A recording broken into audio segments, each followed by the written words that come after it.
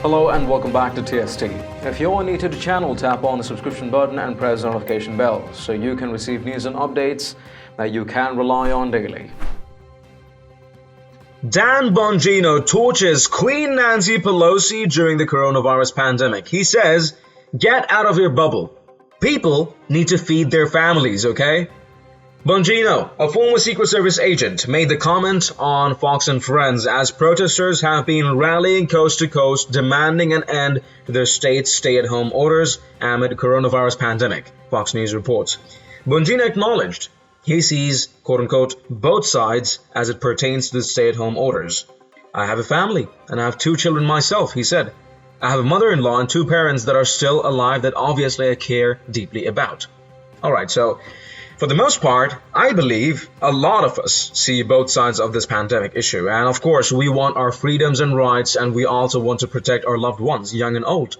The people making rash decisions and selfish decisions without any logical and critical thinking are putting others in harm's way. They're also standing up for their rights, and what it boils down to is what they personally believe the virus is, which is far more dangerous than they realize. Fox continued the interview with Bongino.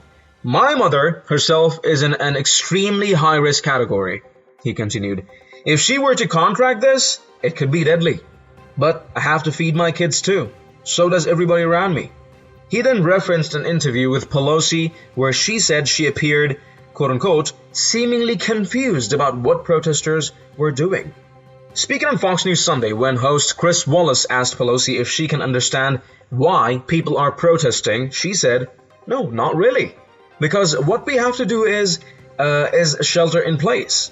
That is really the answer," Pelosi told Wallace. "Testing, tracing, treatment, shelter in place. And I do think that it's unfortunate. But you know, people will do what they do. But the fact is, we're all impatient. We all want out. But what they're doing is really unfortunate," said the insensible sick puppy. "Bills have not stopped. Rent for mortgage has not stopped. And food does not just magically appear in our homes. The Democrats have no clue about the reality. The reality is that most states have not even started the federal CARES 600 weekly to people laid off due to the virus." Bongino slammed Pelosi on the very subject. "Let me enlighten you, Nancy, because you seem to be living in an insulated $25,000 freezer ice cream bubble and you don't get it," Bongino said. "Here it is plain and simple. People have to feed their families. These are smart Americans who are intelligent. They understand there's risk. They live with risk every day." Take a watch.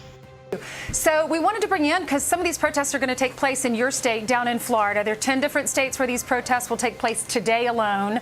What do you make of that? What side do you see both sides, or are you leaning in one direction? Well, Ainsley, rarely has there been a topic I've been so passionate to get on the air and discuss than this. Of course I see both sides. I have a family and I have 2 children myself. I have a mother-in-law and 2 parents that are still alive that obviously I care deeply about. My mother herself is in an extremely high-risk category. If she were to contract this, it could be deadly. But Ainsley, I have to feed my kids too. So does everybody around me. You know, and I watched that clip before the break of Nancy Pelosi seemingly confused about what protesters were doing. Well, let me enlighten you, Nancy, because you seem to be living in an insulated $25,000 freezer ice cream bubble and you don't get it.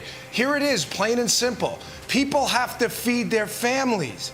These are smart Americans who are intelligent. They understand there's a risk. They live with risk every day. If you need to understand that, Nancy, go talk to a construction worker on a construction site down the block that is living with multi-million-dollar equipment that could kill him in a minute.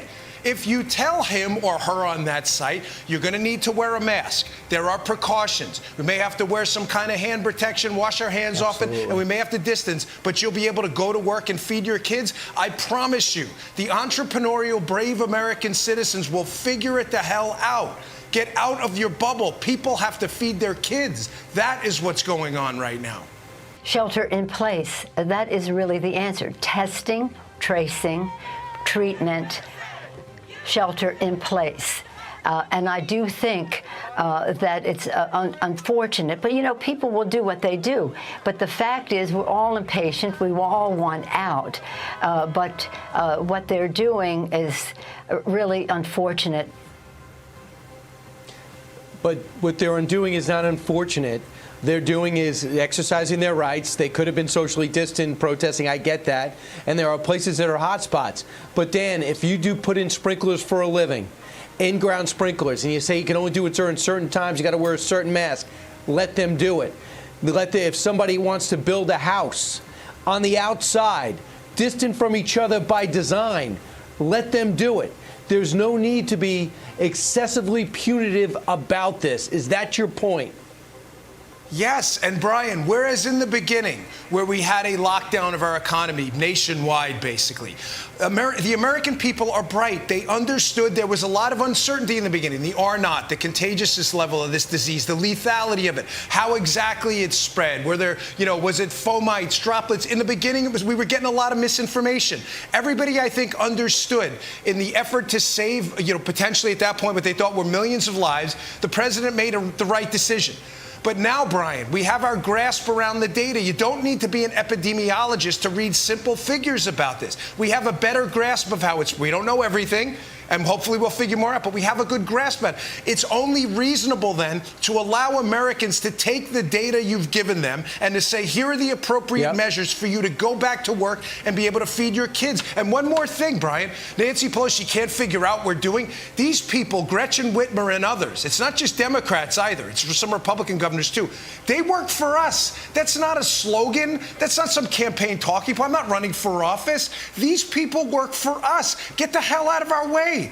You're supposed to make our lives easier, not more difficult every day. Understanding there's a safety issue, we get it. They work for us. Stop talking at us like it's just like romper room. We're not children. We're adults. We've lived much harder lives than these people who are governing us. It's a joke the way they talk to people. I don't understand what they're doing. Well, figure it the hell out. That's your darn job, to understand what we're doing. This is what happens when a government lies and mainstream media uses propaganda on the masses, and things are going to get far worse before we can start healing our nation. Share your thoughts and responses in the comments down below. If you've liked this report, let us know by tapping that like button down below, share the news among friends and family, and don't forget to subscribe to our channel. Thank you for watching. Stay tuned for more news and updates on TST. I'm David Rabin, and I'll see you in the next one. Till then, stay home, stay healthy, and stay safe.